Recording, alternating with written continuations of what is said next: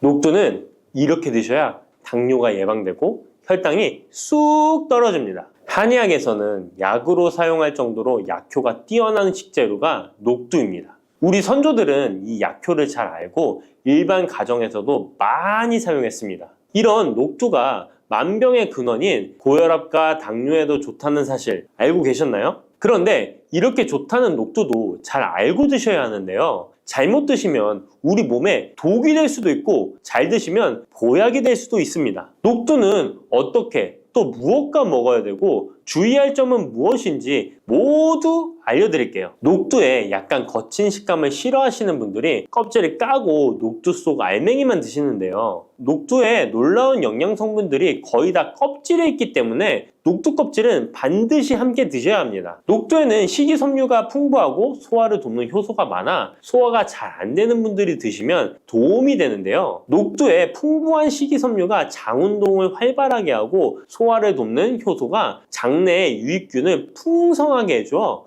장 건강을 개선해 줄 수 있습니다. 우리 선조들은 기억력이 많이 약해진 환자에게 녹두죽을 먹여 몸을 회복시켜 주었는데요. 그만큼 몸이 약해진 환자들의 몸에도 흡수가 잘 될 만큼 녹두가 우리 몸에 좋다는 것이죠. 놀랍게도 녹두에는 마그네슘, 칼슘과 같은 미네랄 성분들도 풍부한데요. 이 풍부한 칼슘은 골다공증을 예방하고 뼈를 튼튼하게 하는 효과가 있습니다. 칼슘이 뼈를 이루는 주성분인 것은 잘 알고 계시죠? 마그네슘은 이런 필수 미네랄인 칼슘의 흡수를 도와주기 때문에 녹두가 뼈 건강에도 놀라운 효능을 발휘할 수 있는 것입니다. 그런데 녹두는 성질이 차기 때문에 몸이 찬 분들은 주의해서 드시는 게 좋은데요. 이 때문에 녹두의 껍질을 벗기고 드시는 분들이 있습니다. 하지만 마늘과 함께 드신다면 몸이 찬 분들도 조금 더 편안하게 녹두를 드실 수 있습니다. 마늘의 따뜻한 성질이 녹두의 찬 성질을 중화시켜주기 때문이죠. 이뿐만 아니라 마늘이 대표적인 항암식품인 사실은 알고 계시잖아요.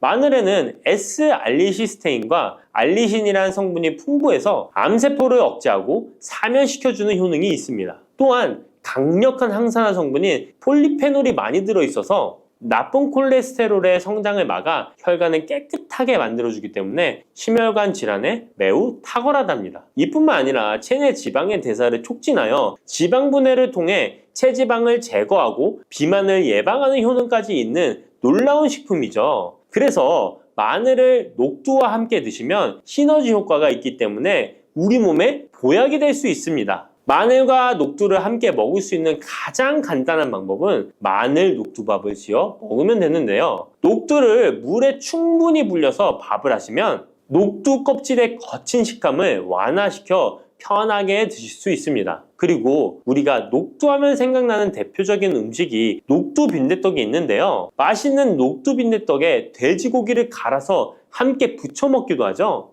이 방법은 영양학적으로도 탁월한 조합이 됩니다. 녹두에 부족한 필수 아미노산인 트립토판 같은 성분이 돼지고기에 풍부하게 들어있기 때문인데요. 트립토판이나 메티오닌 같은 필수 아미노산은 우리 몸에서 합성되지 않아 반드시 음식을 통해 섭취해야 합니다. 돼지고기가 이런 아미노산의 훌륭한 공급원이 될 수 있기 때문에 나이가 들면서 기력이 약해진 분들이 녹두와 돼지고기를 함께 드시게 되면 기력 회복에 좋은 효과를 보실 수 있습니다. 또한 돼지고기에는 단백질이 풍부하여 근육을 튼튼하게 하는데 도움을 주고 풍부한 비타민 B1은 피로 회복과 신경 안정에도 매우 효과적입니다. 철분도 풍부해 나이가 들며 부족해지는 철분 보충에도 효과를 볼 수 있고 필수 지방산인 리놀렌산이 많아 동맥경화와 고혈압 같은 성인병의 예방, 아연, 셀레늄, 비타민 B6 등의 영양소가 면역력을 강화하는 데에도 도움을 줍니다. 녹두는 또한 혈당을 낮춰주고 인슐린 감수성을 높여주는 효능이 있어서 당뇨 관리에도 너무 좋은 식품인데요. 풍부한 식이섬유는 소장에서 당의 흡수를 지연시켜주고 다양한 미네랄과 비타민이 당뇨로 인한 합병증을 예방하는 데에도 좋은 효능이 있습니다. 이때 팥과 함께 드시면 이런 효과들이 매우 높아집니다. 팥은 강력한 항산화 성분인 안토시아닌이 풍부해서 혈관의 활성산소를 제거해주고 혈관세포의 손상을 예방해줘서 혈관을 깨끗하고 건강하게 해줄 수 있습니다. 2014년에 발표된 한 연구에서 팥을 섭취하는 것이 2형 당뇨병 환자의 혈당 수치와 인슐린 저항성을 개선하는 데 도움이 되는 것으로 보고됐습니다. 이 연구에서는 4주 동안 매일 팥을 섭취한 결과 당뇨 환자들의 공복 혈당 수치가 평균 19.5% 감소하였고 인슐린 저항성이 감소하는 결과를 볼 수 있었습니다. 또한 팥은 쌀의 10배 이상, 바나나의 4배 이상의 많은 칼륨을 함유하고 있는데요. 칼륨은 몸 안에 나트륨을 배출하고 당뇨 환자의 신장 기능을 강화시켜주며 혈압 상승을 억제해주는 효능이 있습니다. 팥은 한의원에서 다이어트를 위한 처방을 할 때도 사용되는데 팥의 풍부한 칼륨은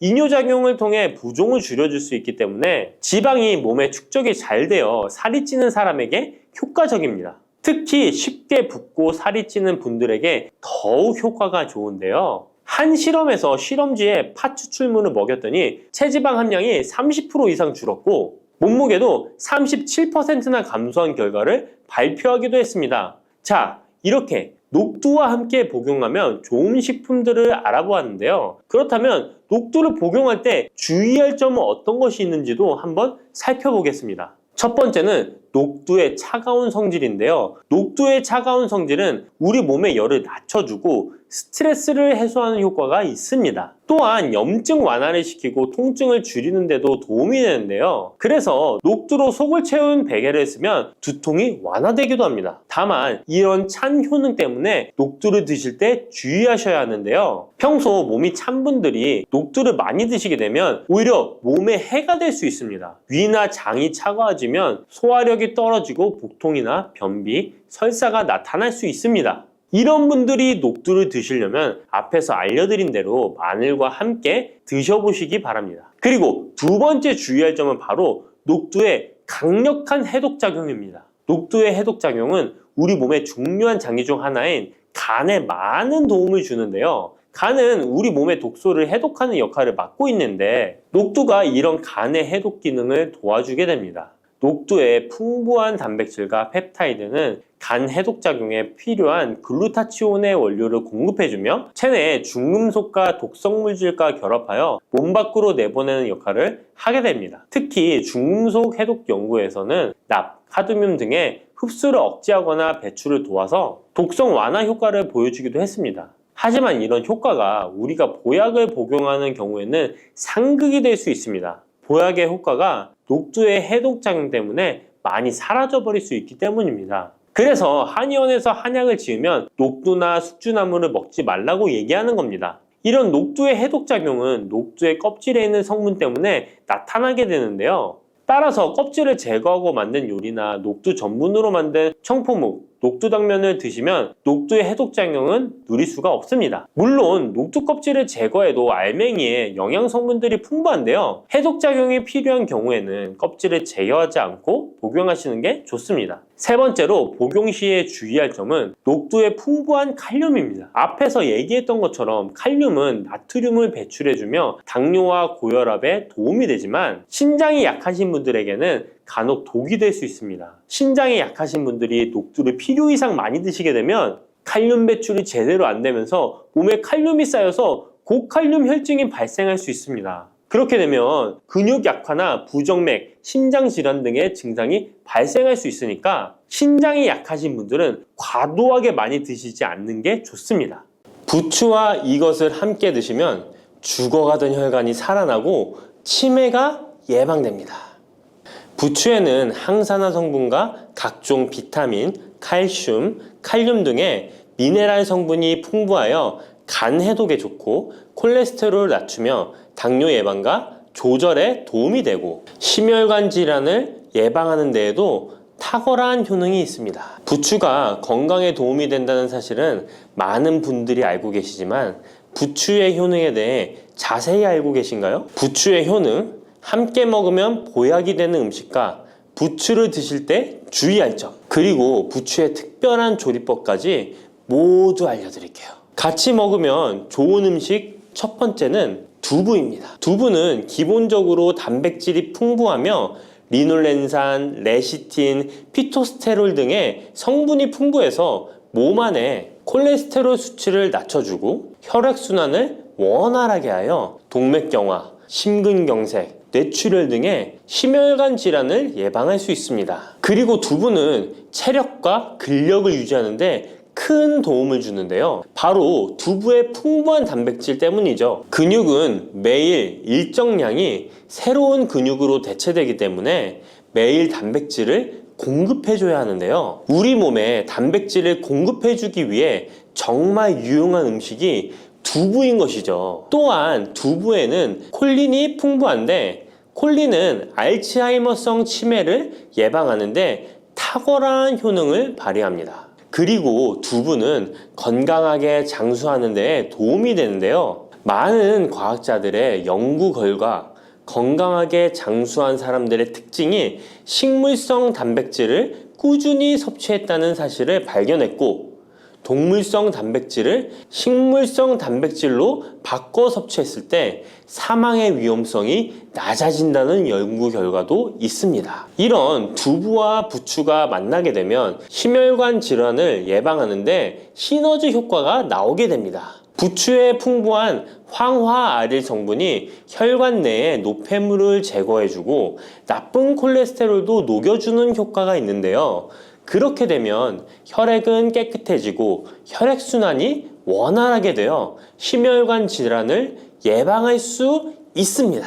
그리고 부추에는 칼륨이 풍부한데요. 칼륨은 혈관 내에 나트륨을 배출해주는 작용을 합니다. 나트륨의 농도가 높아지면 고혈압이 발생하고 증세가 심해지면 치매까지 유발할 수 있는데요. 부추의 칼륨이 나트륨을 배출해 주어 혈관의 문제를 미리미리 예방하여 고혈압뿐만 아니라 혈관성 치매까지 예방하는 효과를 누릴 수 있답니다. 문제는 부추를 먹어 이렇게 혈액순환이 좋아진다 해도 혈관 내에 호모시스테인이라는 성분은 부추를 드시는 것으로는 해결되지 않습니다. 호모시스테인은 체내에서 메티오닌이 대사되는 과정에서 생성되는 아미노산입니다. 이 호모시스테인이 혈관에 쌓이게 되면 혈관을 손상시키고 혈액 응고를 촉진하므로 심혈관 질환이 급증할 수 있습니다. 그런데 이때 두부를 함께 드시게 되면 혈관 내 호모시스테인을 제거하는데 놀라운 효과를 볼 수 있는데요.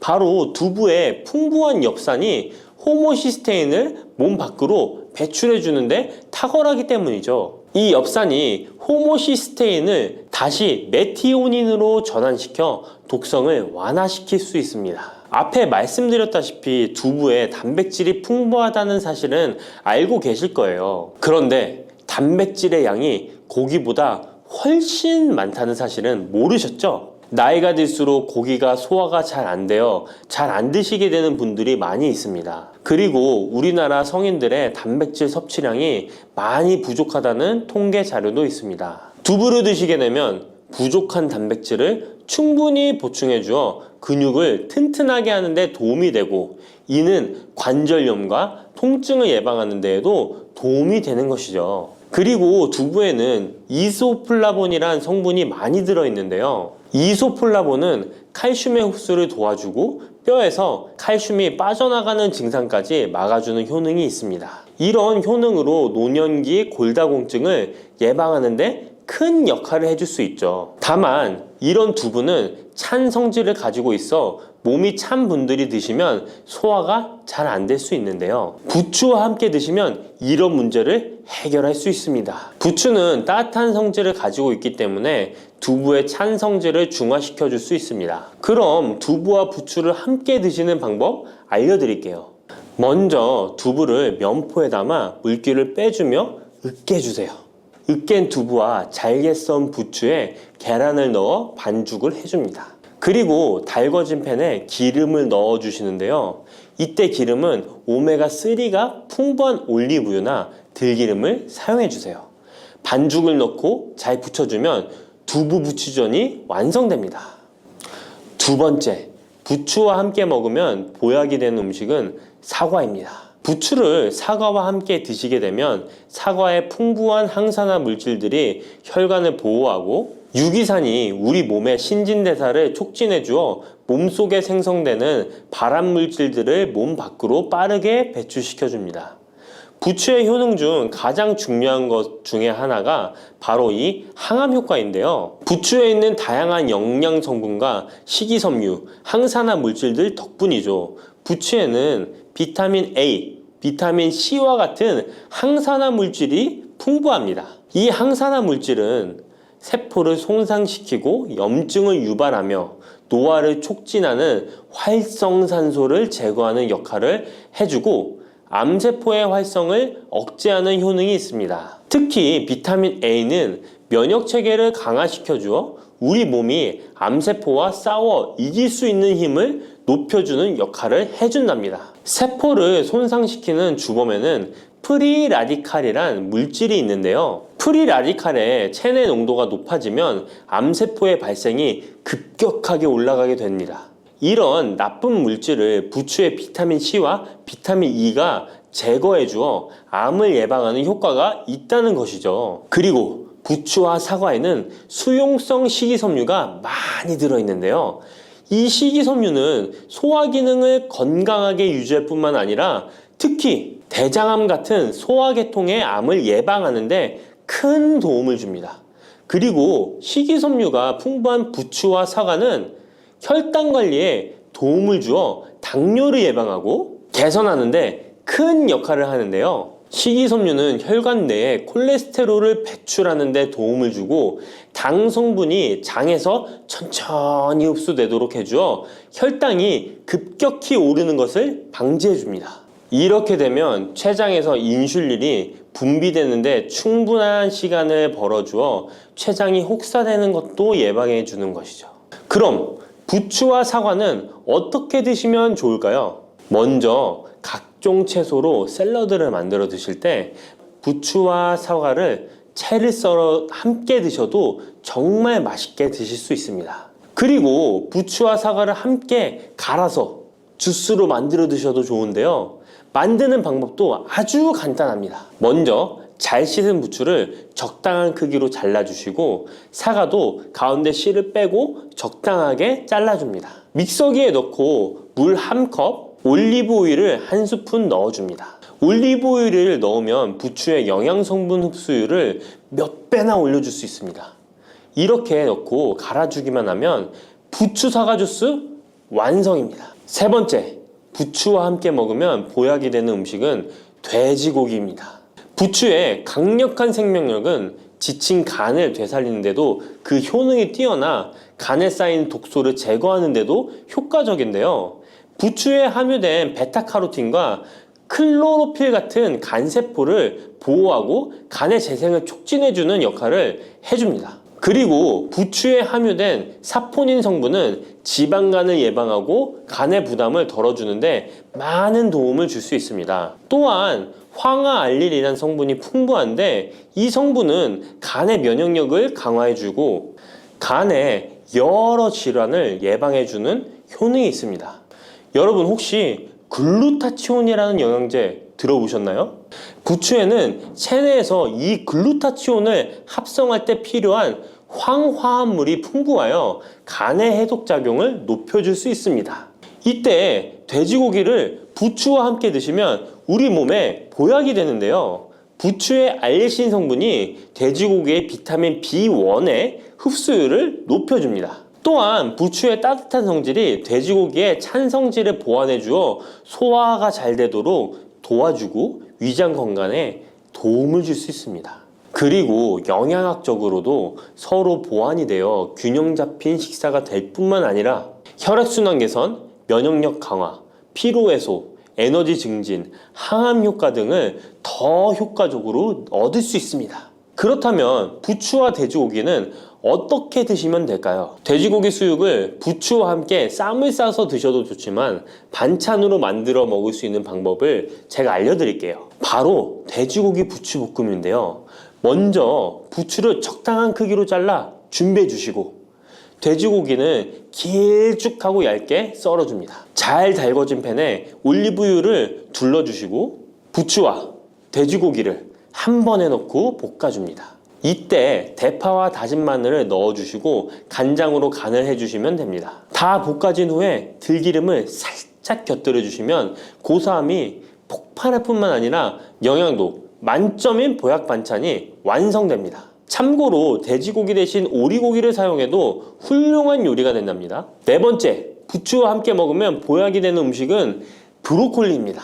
브로콜리는 세계 10대 슈퍼푸드 중 하나로 선정될 만큼 건강에 좋은 채소입니다. 브로콜리에는 항산화 물질인 비타민 E, 베타카로틴, 비타민 C 등이 풍부하게 함유되어 있어 혈관 속의 활성산소를 제거하여 세포의 노화를 방지하는 효과가 있습니다. 그리고 설포라판이라는 항암 성분도 풍부하여 암세포의 성장을 억제하고 암 예방에 효과적인 놀라운 식물이죠. 또한 비타민 A가 풍부하여 눈 건강에도 아주 좋은 효능을 발휘합니다. 이 비타민 A는 부추에도 풍부하여 함께 드실 때 시너지 효과를 누릴 수 있게 되는데요. 비타민 A는 로놉신의 합성을 도와 야맹증을 예방해주고 눈의 점막을 만들어내는 효능이 있어 안구 건조증을 예방하고 눈시림 증상을 완화시켜줄 수 있습니다. 또한 비타민 C는 활성산소를 제거하여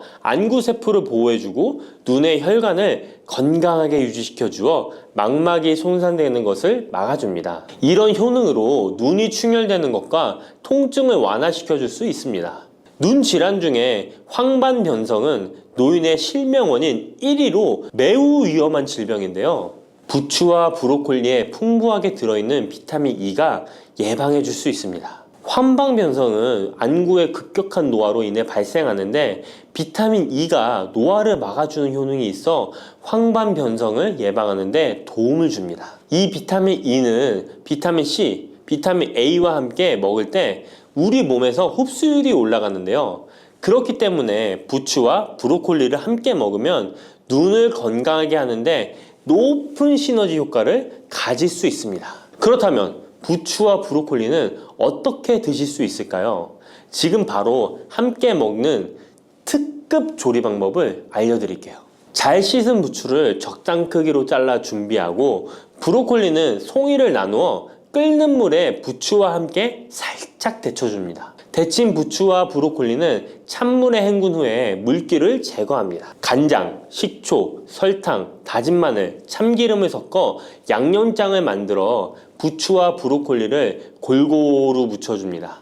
마지막으로 통깨를 뿌려주면 맛있는 부추 브로콜리 무침이 완성됩니다. 이렇게 몸에 좋은 부추도 주의해야 할 사항이 있습니다. 돼지고기와 함께 먹을 때는 좋지만 소고기와는 함께 먹지 않는 것이 좋습니다. 소고기는 부추와 비슷하게 따뜻한 성질을 가지고 있습니다. 부추와 함께 드시게 되면 뜨거운 성질이 강화되어 위와 장 등의 소화기관에 강한 자극을 주게 되어 소화불량을 일으키고 복통이나 설사를 유발할 수 있습니다. 너무 많이 드시게 되면 그 열로 인해 두통과 불면증까지 오는 경우도 있습니다. 그리고 신장 기능이 약하신 분들도 부추를 드실 때 주의하시는 게 좋은데요. 그 이유는 부추의 풍부한 칼륨 때문입니다. 칼륨이 몸속에 나트륨을 배출해주는 효능이 있지만 신장이 약하신 분들이 부추를 과하게 드시게 되면 많은 양의 칼륨이 몸에 들어오게 되고 약한 신장이 칼륨을 몸 밖으로 잘 배출해주지 못하게 됩니다. 그렇게 되면 고칼륨 혈증이 나타나 근육이 약화될 수 있고 심장 박동이 불규칙해질 수 있으며 심하면 호흡곤란을 초래하기도 합니다. 따라서 신장 질환이 있으신 분들은 몸 상태를 보면서 소량씩 드시는 게 좋겠습니다.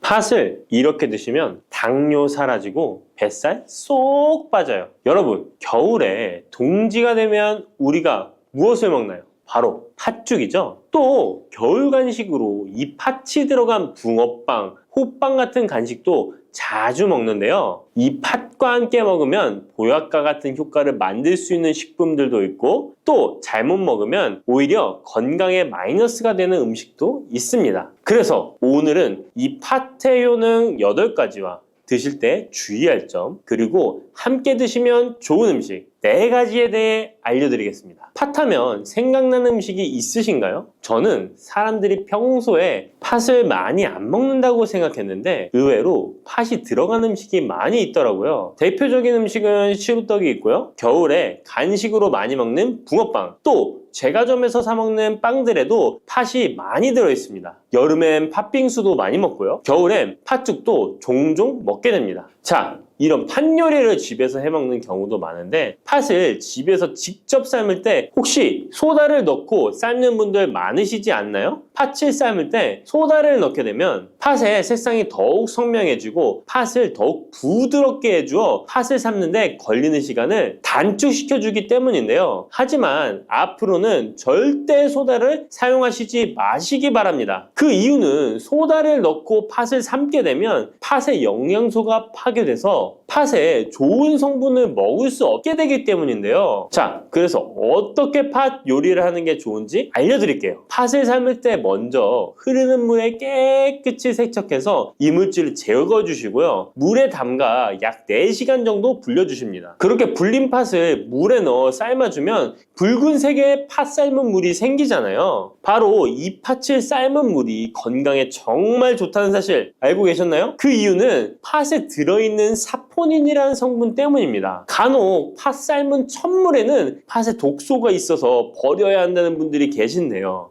이는 잘못된 정보입니다. 왜냐하면 팥 삶은 첫물에 사포닌 성분이 가장 많이 들어있기 때문에 이걸 버리지 마시고 따로 담가 두었다가 하루에 한두 잔씩 차로 드시면 좋습니다. 자, 그럼 이제 팥의 구체적인 효능에 대해 말씀드릴 건데 첫 번째는 혈관 건강에 많은 도움이 된다는 것입니다. 앞에 말씀드린 팥물은 혈관 청소부라는 별명이 있을 정도로 혈관을 깨끗하게 해주는 효능이 있습니다. 그 이유는 팥에 함유된 강력한 항산화 성분인 안토시아닌이 혈관 내 활성산소를 제거해줘서 혈관 세포 손상을 예방해주기 때문입니다. 또한 안토시아닌은 혈관 내의 염증을 줄여줘서 염증성 질환에도 좋은 효과가 있고요. 나쁜 콜레스테롤 수치를 줄여주는 효과가 있어서 고지혈증을 예방하며 심장 질환의 위험도 줄이는데 큰 도움을 줄 수 있습니다. 이뿐 아니라 조선시대 기록에 보면 이 팥물로 세안을 했다는 기록이 있는데요. 팥물로 세안을 하면 피부의 노폐물을 제거하는 데 좋고 피부를 맑고 건강하게 해준다고 합니다. 비누가 없던 시절에 피부 건강을 위해 사용했던 선조들의 지혜가 정말 놀랍지 않나요? 당뇨병의 개선에 도움을 준다는 것입니다.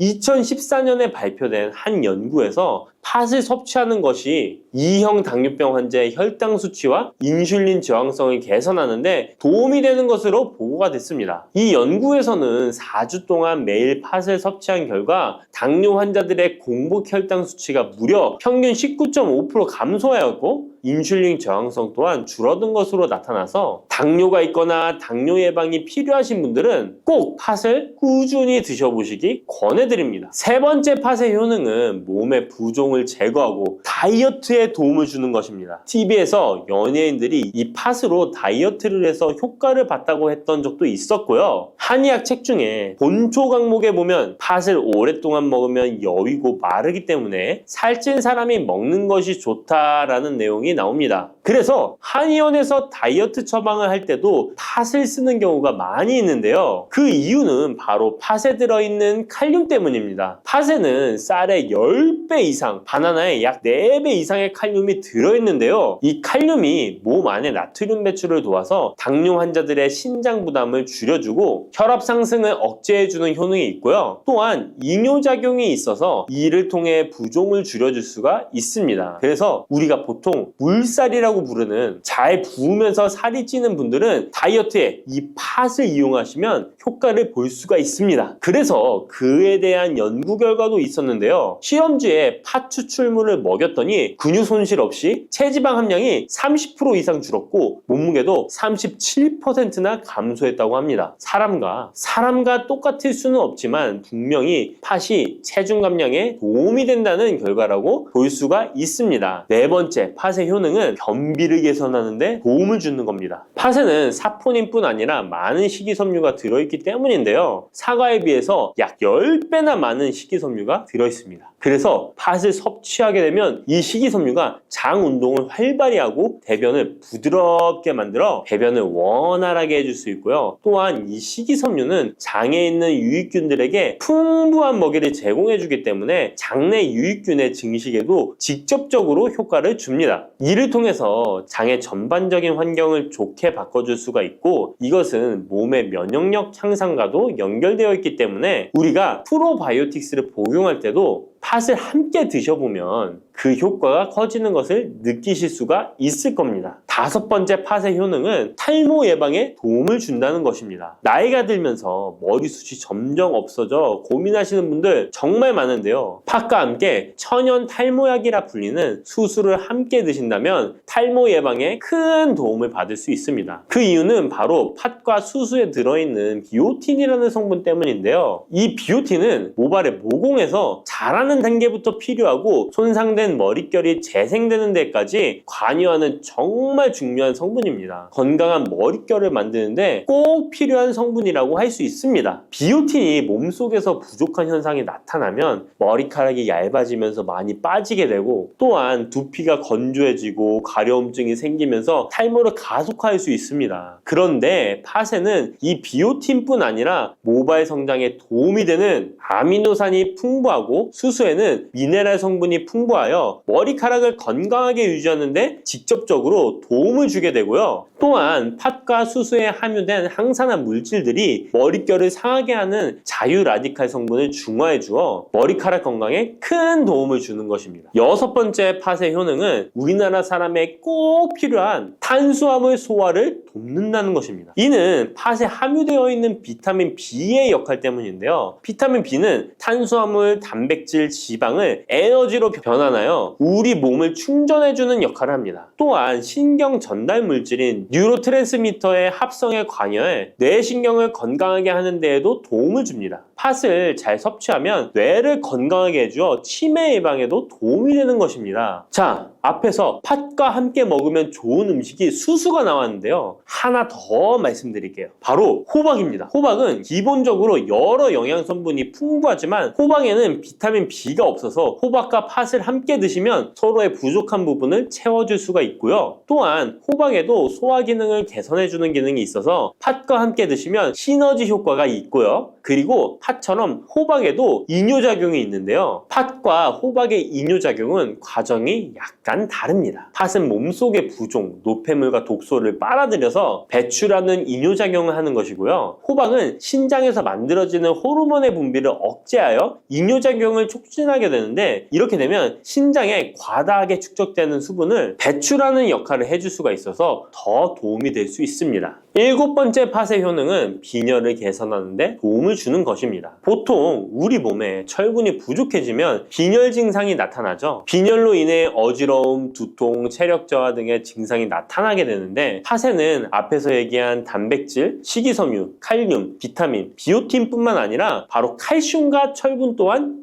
풍부합니다. 팥에 함유된 철분의 함량이 우유의 약 100배나 된다는 사실 알고 계셨나요? 그래서 팥을 드시면 철분 부족으로 인한 빈혈을 개선하는데 도움이 되기 때문에 빈혈 있으신 분들은 꼭 기억하시면 좋겠습니다. 8번째 팥의 효능은 스트레스를 줄여주는데 도움을 준다는 것입니다. 팥에 함유된 비타민 B가 신경계를 안정화시켜주는 효과가 있어서 스트레스로 오는 증상들을 줄여줄 수가 있고요. 또 팥에는 마그네슘의 함량도 높은데요. 마그네슘 또한 신체의 스트레스 반응을 조절하는 데 중요한 역할을 합니다. 팥 속에 들어있는 마그네슘을 통해서 스트레스로부터 몸이 회복되는 데 도움을 받을 수가 있습니다. 그리고 팥에는 복합 탄수화물도 풍부한데요. 복합 탄수화물은 천천히 소화되어 급격한 혈당 상승을 방지하고 일정한 에너지 공급을 유지하는 데 도움이 됩니다. 이는 스트레스 상황에서도 안정적인 에너지 공급을 유지할 수 있게 해줘서 스트레스를 관리하는 데 도움이 될 수 있습니다. 이렇게 좋은 팥도 드실 때 주의사항이 있는데요. 과하게 많이 드시면 이뇨작용 때문에 몸에 무리를 줄 수 있는데요. 이를 방지할 수 있는 방법이 있습니다. 바로 찹쌀과 함께 드시는 겁니다. 팥죽을 끓일 때 찹쌀을 넣어 함께 죽을 만드는 경우도 있고, 쫄깃쫄깃한 찹쌀로 경단, 새알을 만들어 넣어 먹는 경우도 있죠. 선조들의 지혜가 정말 놀라운데요. 이렇게 찹쌀과 팥을 함께 드시면 팥 때문에 몸 안에 수분이 과하게 빠져나가는 것을 찹쌀이 막아줘서 문제가 생기지 않게 해주는 것입니다. 그리고 다른 주의사항은 팥의 찬 성질인데요. 그래서 장이 좋지 않은 분들이 팥물을 많이 드시게 되면 소화불량, 복부팽만, 복부 통증을 일으킬 수 있으니까 주의하셔서 조금씩 드셔보시는 게 좋고요. 만약에 이런 점이 불편한 경우에는 생강과 함께 드시면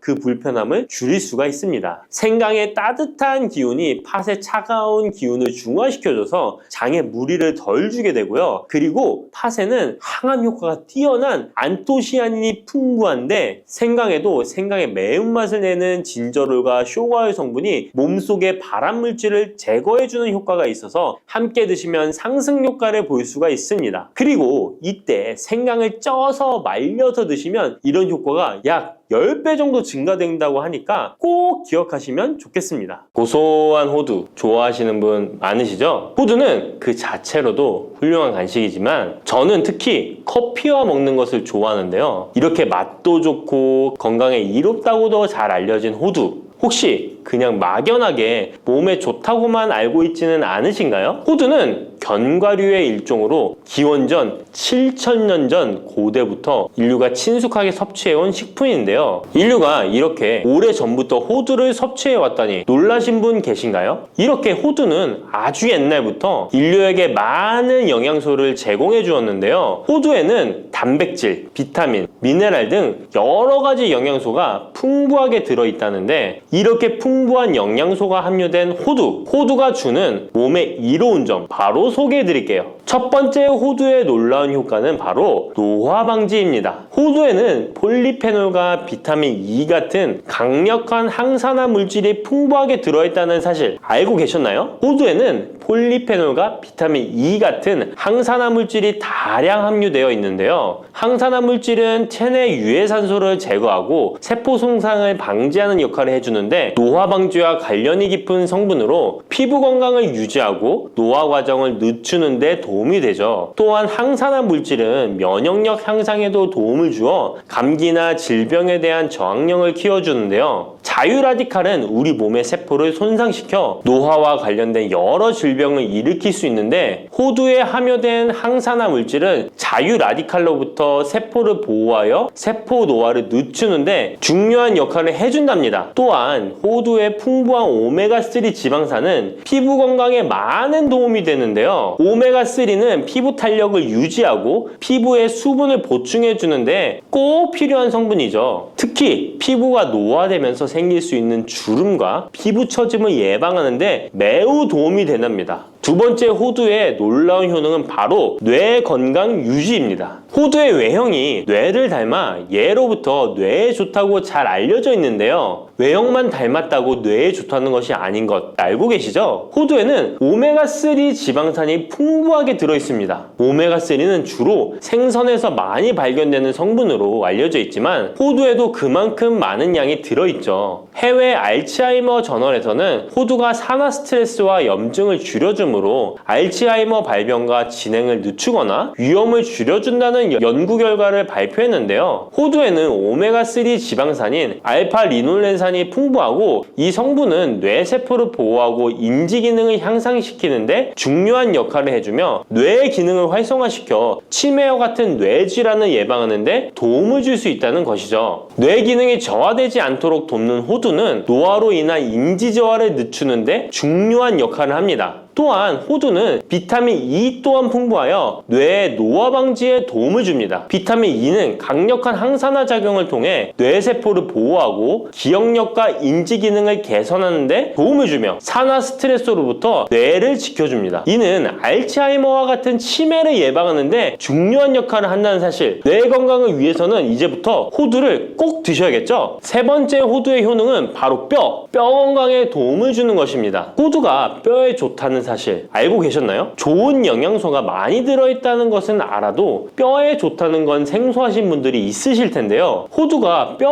건강에 미치는 좋은 작용들 바로 알려드릴게요. 호두는 칼슘뿐만 아니라 다른 중요한 성분들도 함유하고 있어서 뼈를 튼튼하게 만드는데 아주 효과적인 식품입니다. 호두는 칼슘과 마그네슘이 균형 있게 들어있는데요. 칼슘은 뼈를 구성하는 중요한 성분이지만 마그네슘 역시 뼈 건강에 필수적인 역할을 합니다. 마그네슘은 칼슘의 흡수를 돕고 뼈의 밀도를 유지하는데 중요한 역할을 하죠. 이 두 성분이 적절히 균형을 이루면 뼈의 강도를 높이고 골다공증과 같은 질환을 예방할 수 있는데요. 또한 호두에 들어있는 오메가3 지방산은 뼈 건강에 직접적인 영향을 미치는 중요한 성분입니다. 연구에 따르면 오메가3 지방산은 뼈의 형성을 촉진하고 뼈의 밀도를 높이는 데 도움을 줄 수 있다고 하는데요. 이뿐만 아니라 오메가3는 염증을 줄여주는 효과가 있어서 관절염과 같은 염증성 질환에 걸리기 쉬운 사람들에게도 유익한 영향을 줄 수 있습니다. 호두의 놀라운 효능 네 번째는 바로 암 예방 효과입니다. 호두는 항산화 작용과 항염증 작용 덕분에 암 예방에도 효과적이라고 알려져 있는데요. 놀라우신가요? 2022년 국제학술지에 실린 연구 자료를 보면 호두나 아마씨에 함유되어 있는 알파 리놀레산을 꾸준히 섭취하면 그렇지 않은 사람들과 비교해서 심혈관 질환 위험률이 10% 감소되고 관상동맥 심장질환 위험률은 20%나 줄어들었다고 합니다. 그뿐만 아니라 호두에는 폴리페놀과 엘라그산이 풍부하게 들어있는데요. 특히 엘라그산은 항암 성분으로 유명한데 엘라그산은 체내에서 엘라그산 대사물질로 변하는데요. 암세포의 성장을 억제하는 데 도움을 주고 폴리페놀은 암세포의 확산을 막아주는 역할을 해줍니다. 호두는 이뿐만 아니라 오메가3 지방산을 많이 함유하고 있는데요. 오메가3 지방산은 염증을 줄이는 효과가 있습니다. 암은 염증성 질환과 관련이 깊은데요. 호두가 가진 염증 완화 효과는 암 치료에 있어서 중요한 보조 역할을 해줄 수 있다는 것 아시나요? 호두에 포함된 비타민 E와 셀레늄 등의 성분은 면역력을 증진시키는 데 도움을 주는데요. 암 환자에게는 면역력이 중요한데 호두는 면역 시스템을 강화시켜서 우리 몸에 방어막을 형성시키는데 큰 역할을 할 수 있죠. 호두의 효능 정말 놀랍죠? 이렇게 몸에도 좋고 맛도 좋은 호두, 이것들과 먹으면 효과가 배가 된다는데요. 호두와 궁합이 좋은 식품들 바로 알려드릴 테니 주목해주세요. 첫 번째는 요거트입니다. 요즘 들어 그릭 요거트나 프로바이오틱스 같은 단어들 자주 접해보셨죠? 요거트에는 단백질, 칼슘, 프로바이오틱스 등의 영양소가 풍부하게 함유되어 있는데요. 호두에는 건강한 지방, 단백질, 식이섬유, 비타민, 미네랄 등이 풍부합니다. 이 두 가지를 함께 섭취하면 영양소 조합을 통해 다양한 영양소를 한 번에 섭취할 수 있는데요. 요거트에 함유된 프로바이오틱스는 장내 유익한 세균을 증식시키고 장 건강을 촉진하는 데 도움이 됩니다. 또한 호두의 지방은 프로바이오틱스의 효능을 더욱 향상시켜 장 건강에 도움을 주고 호두에 함유되어 있는 오메가3 지방산과 같은 건강한 지방산을 요거트와 함께 섭취하면 호두의 지방이 소화 흡수를 도와 영양소의 흡수를 향상시킬 수 있다는 것 꼭 잊지 말아주세요. 그리고 영양뿐만 아니라 호두의 고소하고 크리미한 식감과 요거트의 부드럽고 상큼한 맛은 잘 어울리는데요. 함께 섭취하면 맛과 식감의 조화를 즐길 수 있습니다. 그러니 이제부터 요거트를 드실 때는 호두와 함께 드시는 것 추천해 드릴게요. 두 번째, 호두와 환상의 궁합 음식은 바로 바나나입니다. 바나나는 호두와 함께 섭취하면 영양소의 균형을 맞출 수 있다는 사실 알고 계신가요? 바나나는 탄수화물과 천연당과 풍부한 식이섬유를 함유하고 있다는 것 잘 알려져 있는데요. 뿐만 아니라 바나나의 당은 호두 대비 신체에 더 빠른 에너지를 공급해줍니다. 호두에는 건강한 지방과 단백질이 풍부하게 함유되어 있다는 것 이제 잘 아시죠? 이 성분들은 신체의 에너지를 지속적으로 유지하는데 도움을 주는데요. 그래서 바나나와 호두 이 두 가지를 함께 섭취하면 서로 보완적인 영양소를 한 번에 섭취할 수 있고 영양소 흡수 또한 더 쉽고 오래 지속이 되도록 도와준다는 것이죠. 영양뿐만 아니라 호두의 고소하고 크리미한 식감과 바나나의 부드럽고 달콤한 맛은 잘 어우러지는데요. 함께 갈아서 스무디로 한번 섭취해보세요. 간단하게 바나나의 달달한 맛과 호두의 고소한 향이 의외로 조화로워서 맛과 식감, 영양소까지 한 번에 즐길 수 있습니다. 이렇게 고소하고 맛도 좋고 몸에도 정말 좋은 호두, 그렇다고 해서 너무 과하게 섭취해도 안 좋다는 사실 알고 계신가요? 호두는 건강에 매우 좋은 식품이지만 모든 식품들이 그러하듯 호두도 적당량 섭취를 해야 하는데요. 과연 하루에 얼마나 먹어야 하는지, 몸에 좋은 호두를 잘못된 방법으로 섭취하면 몸에 치명적인 독이 될 수 있다는 사실들, 호두 섭취 시 주의점들 바로 알려드릴게요. 호두 섭취 시 유의할 점 첫 번째는 알레르기 반응입니다. 호두는 견과류 중 하나로 알레르기를 유발할 수 있는 식품인데요. 일부 사람들에게 알레르기 반응을 일으킬 수 있습니다. 호두 알레르기가 있는 경우 호두를 섭취했을 때 입술이나 혀 또는 얼굴이 부풀거나 허우걸란을 겪을 수 있는데, 이는 개개인의 신체 증상에 따라 매우 위험할 수도 있습니다. 경우에 따라 목숨도 위험할 수 있는데요. 만약 이런 증상이 발생하면 즉시 호두 섭취를 중단하고 필요시 의사와 상담해야 합니다. 알레르기가 있는 사람은 호두를 피하는 것이 매우 중요합니다. 호두 섭취 시 주의할 점 두 번째는 과도한 섭취입니다. 호두는 100g당 650칼로리로 매우 고칼로리 음식입니다. 하루 섭취량을 과도하게 초과하면 체중 증가를 유발할 수 있는데요. 호두에는 지방이 많이 함유되어 있지만 대부분 불포화 지방이라 건강에 유익하다고 알고 있지만 칼로리가 높기 때문에 적당한 양을 섭취하는 것이 중요합니다. 하루 20에서 30g 정도, 이는 약 5에서 7알 정도 되는데요. 쪽으로 봤을 때 10개에서 15쪽이 적당합니다. 호두 섭취할 때 꼭 기억해 주세요. 호두 섭취 시 유의할 점 세 번째는 변질이 일어난 호두 섭취입니다. 호두와 같은 견과류는 지방이 많아서 산패가 쉽게 일어날 수 있는데요. 특히 호두에 포함된 불포화 지방산은 산화되기 쉬운데, 산화가 진행되면 지방의 구조가 변형됩니다. 산화된 지방은 체내에서 염증을 일으키고 혈관에 손상을 줄 수 있다는 무서운 사실 알고 계신가요? 이뿐만 아니라 산화된 지방은 심혈관 질환까지 유발할 위험이 있습니다. 또한 호두가 산패되면 아크릴아마이드라는 유해 물질이 생성될 수 있는데요. 이 물질은 발암성 물질로 알려져 있으며, 이렇게 산패된 호두를 장기적으로 섭취 시 암 위험을 증가시킬 수 있습니다. 그럼 산패되어 변질이 일어난 호두는 어떻게 알 수 있을까요? 산패된 호두를 구분하는 방법 쉽게 바로 알려드릴게요. 먼저 색상을 보는 것입니다. 신선한 호두는 갈색 또는 황금빛을 띠는데, 산패된 호두는 색이 어둡게 변하고 부패한 느낌이 들 수 있습니다. 또 산패된 호두는 비린내나 신냄새가 날 수 있으나, 신선한 호두는 자연스러운 고소한 향이 납니다. 또한 맛이 다른데요. 신선한 호두는 고소한 맛인 반면 산패된 호두는 맛이 매우 씁쓸하거나 오래된 기름향이 나고 썩은 것 같이 매우 불쾌한 맛이 난답니다. 이러한 호두를 골랐다면 산패되지 않게 보관하는 방법도 중요한데요. 호두는 잘못 보관하면 쉽게 산패되기 때문에 주의가 필요합니다. 호두는 원래의 껍질을 유지하는 것이 좋은데요. 껍질을 벗기지 않고 보관하면 외부에서의 영향을 줄일 수 있어서 오래 신선하게 유지됩니다. 하지만 호두를 먹을 때마다 까야 되는 번거로움 때문에 이미 까진 호두를 많이 구입하잖아요. 이런 호두는 공기와 빛에 노출되면 산패가 촉진되기 때문에 공기와의 접촉을 최소화하는 것이 중요한데요. 그래서 밀봉할 수 있는 용기에 담아서 보관하거나 진공 밀봉팩을 사용하는 것이 좋습니다. 호두는 온도와 습도에 민감해서 서늘한 냉장고에 보관하는 것이 가장 좋습니다. 이미 껍질을 벗긴 호두는 쉽게 산패할 수 있으니까 냉장 보관이 필수적이라는 것 잊지 마세요.